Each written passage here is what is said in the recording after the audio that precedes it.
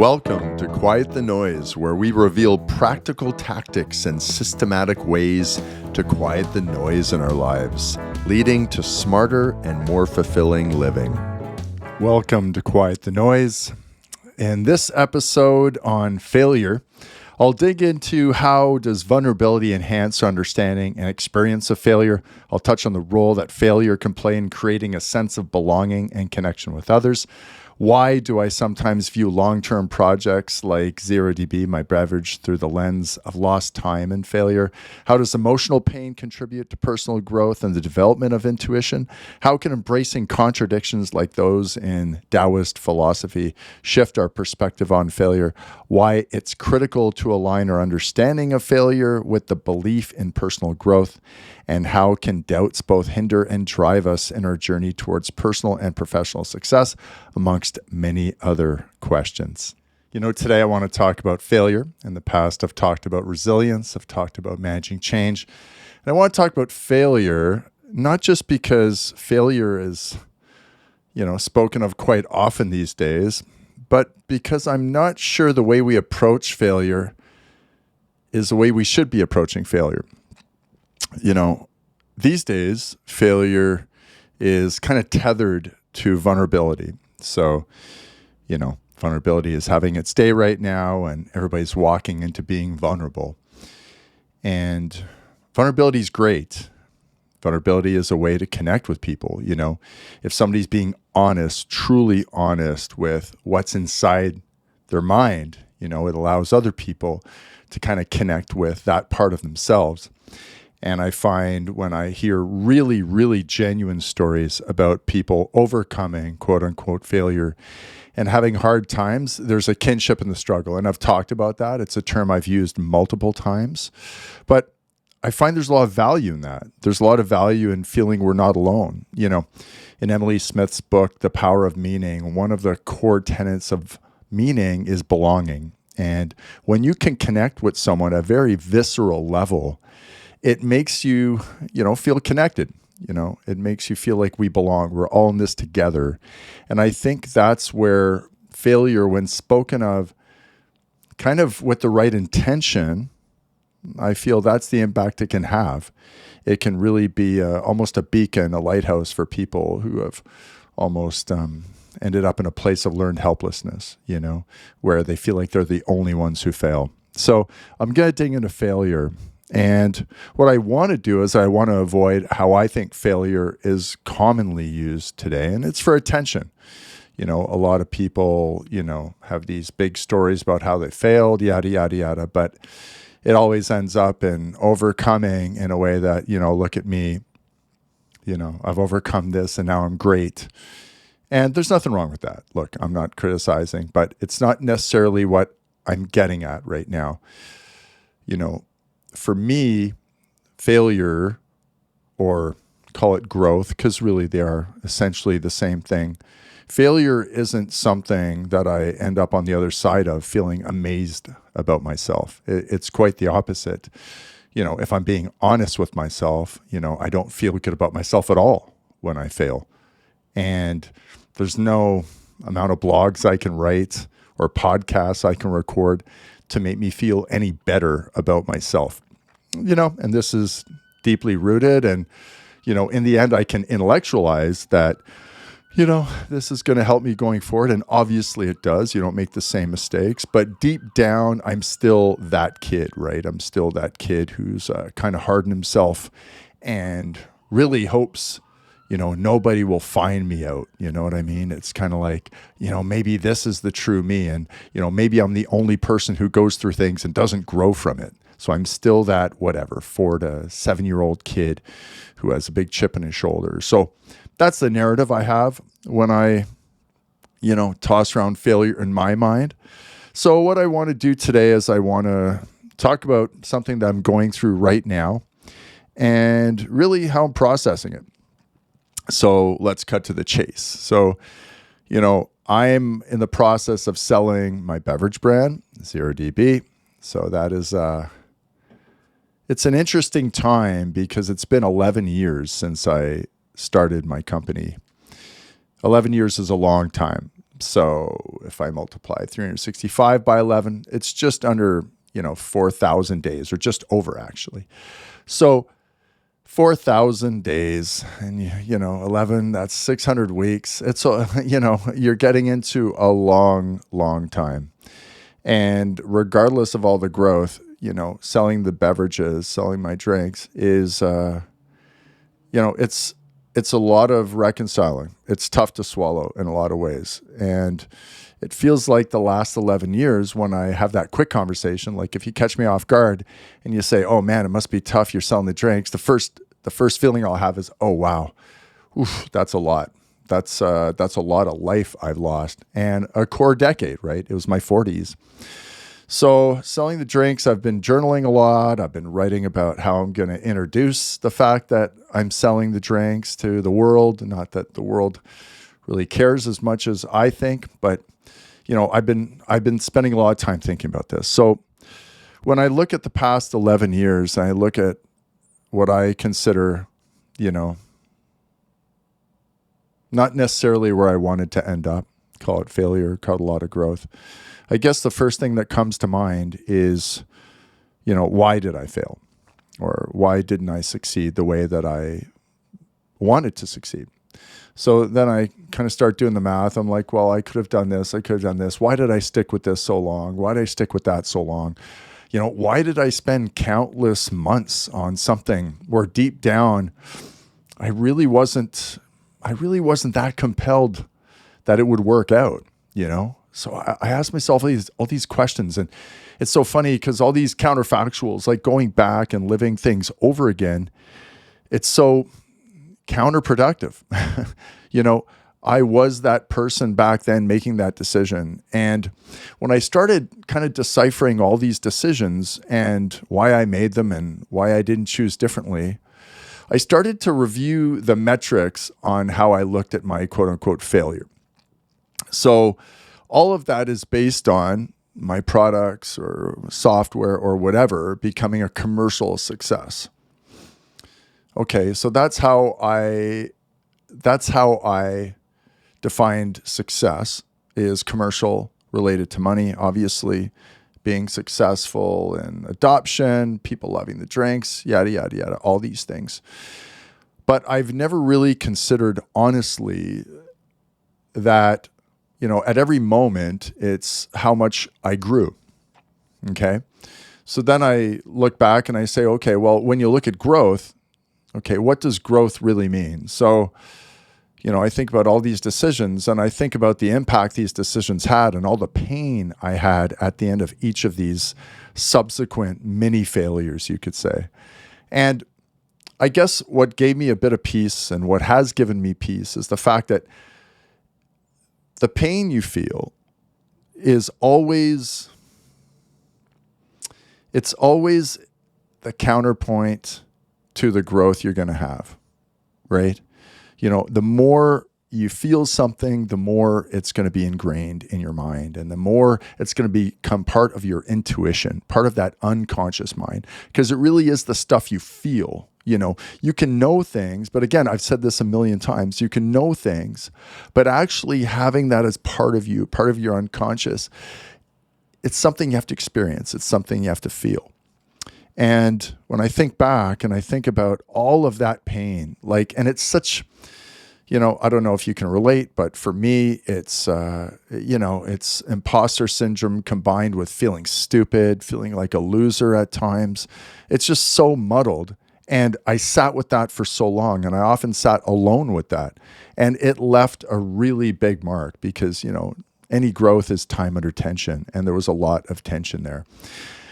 And I started to spend a little more time with it, and I started to realize that it's kind of like that Seinfeld episode, the Bizarro episode where, George does everything the opposite. Or actually, that wasn't the Bizarro episode. It was just an episode where George does the opposite. And he goes up to a girl and he says, hi, my name is George. I'm bald, fat, and I live with my mother, and I'm unemployed. And she gave him the time of day. And it kind of made me think about maybe the way I'm looking at this is all wrong. Maybe it's the opposite. And I'm a big fan of Tao Te Ching and Lao Tzu and, going over those tenets. And it's funny, a lot of those things are contradictions. They're juxtapositions, for example, all your desires are filled when you really have no desire. You got to walk into the dark to see the light. All these things, they're contradictions. So when I look at how I assess and how I judge this failure, quote unquote, maybe it's the opposite. Maybe it's the exact opposite of everything I feel. Maybe I should feel incredibly buoyed by this. Maybe I should feel incredibly energized by this, that I have a million ways I'm not going to make the same unconscious decisions that I've always made. And I think that is, it's kind of ironic because, again, that's an intellectual kind of assessment. Yeah. Intellectual meaning it's, the way I think about it, but do I really believe that? Right. And kind of that's what I'm wrestling with right now. And I know it's true. But do I really feel it yet?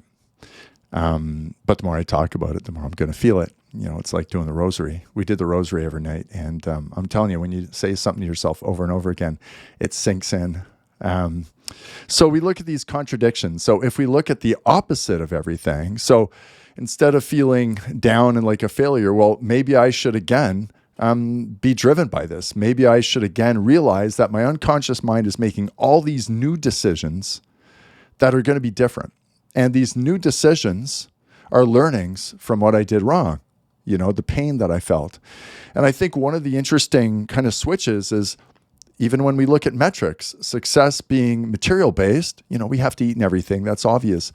But success really is about growth and really about making better decisions that are aligned with you going forward. So in essence, the more you fail, the more you feel, and the more you actually adjust going forward and will make different decisions, I always, throughout this journey as well, I started to reflect on doubt, and I feared doubt.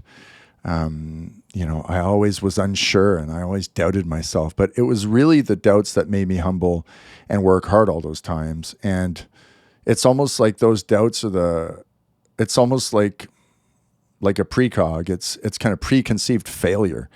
And it made me humble and it made me work hard and it made me have compassion and be generous at the same time.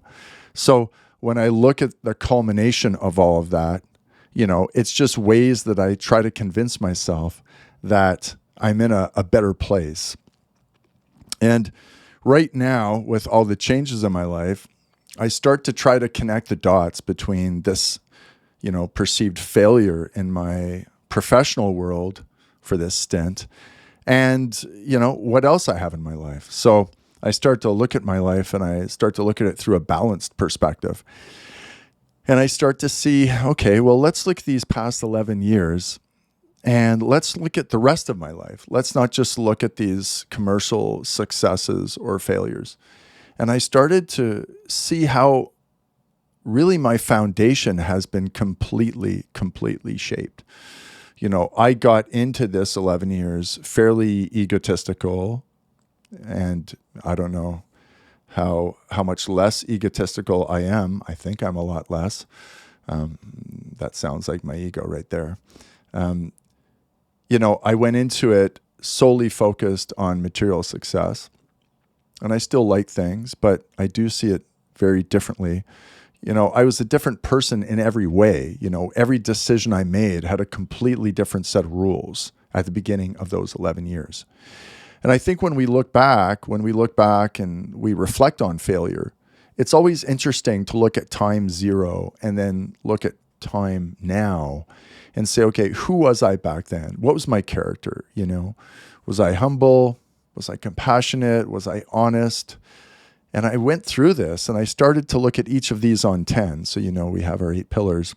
And I started to look at each of them, generosity and self-mastery and curiosity.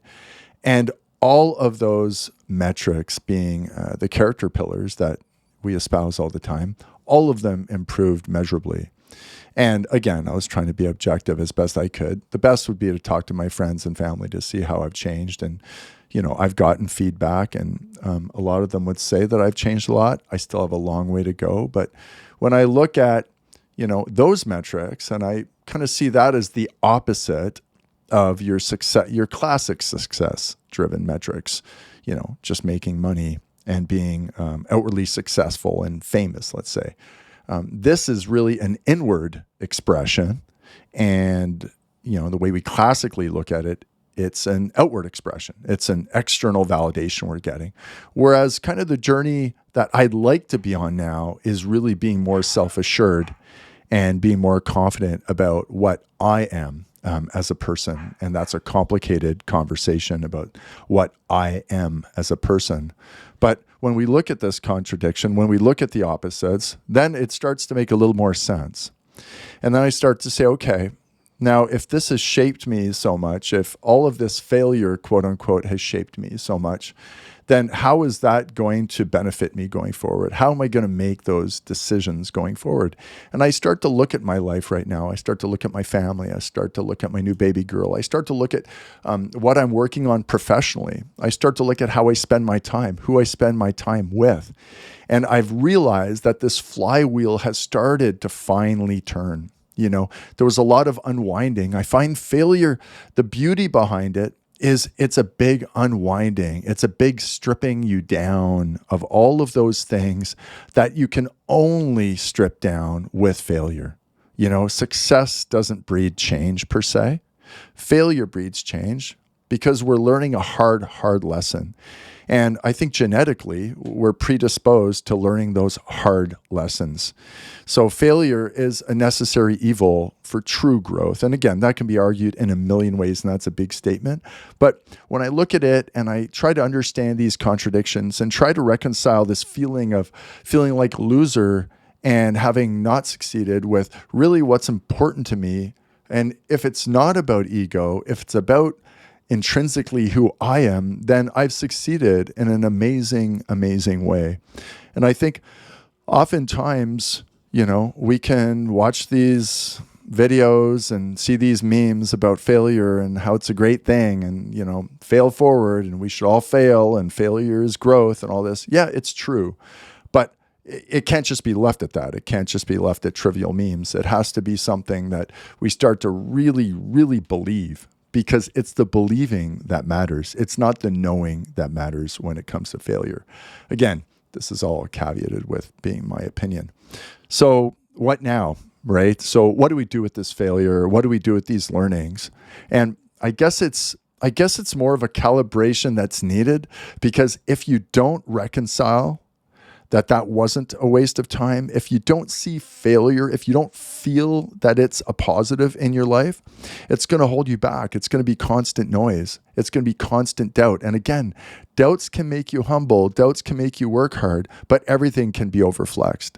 And I find as we inch into greater and greater challenges as we get older, we have to build up greater and greater resilience and less doubts about our abilities to kind of have less and less noise to overcome what we're trying to overcome. The challenges, the dragons get bigger. And if we don't evolve with that, we're going to be left behind.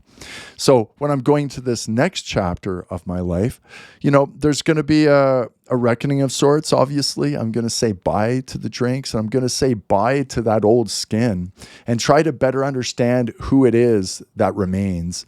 And I think if we all kind of look at it through that perspective, it becomes a very empowering experience. It gives you back agency. The growth mindset is often talked about versus fixed mindset. So feeling like you have influence over the future, this is a very powerful thing. And really, again, it gets down to belief, and I said, if you don't believe, then your behavior is not really going to change. And I think this belief is super important. You've heard of thoughts or things. And again, it gets back to the fact that we have to just change the way we're thinking about our lives going forward.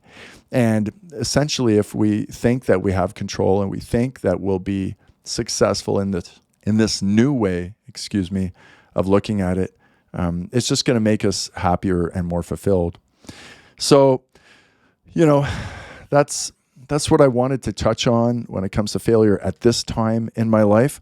I think it's something that I could think about, talk about for days, for weeks, because it is a battle that I'll probably have till the end of my life, and that is feeling good enough. And, you can be told you're good enough till the cows come home, but really, again, if you don't feel it, it really doesn't have that much value. So I hope everybody is doing great, and I hope, you just appreciate this riff on failure. You know what? This next little stint is going to be an exciting time in my life where I'll share the successes of my little girl. And I think I think being forced to look outside of yourself is a good thing. And I think that's going to be something I'm going to grow from immensely. And with her, I know I can't fail because I'm going in with definitely only pure intentions. So that's it for another episode of Quiet the Noise. If you think someone could benefit from this episode, from the podcast, please share it. I'd love to hear from you. If you have any questions, you want to reach out, or you just want to chat, let me know. I'm easy to find at Gary James LeBlanc on Instagram. You can DM me. And most importantly, I hope you're slowly quieting the noise in your life. And we'll see you soon. Take it easy.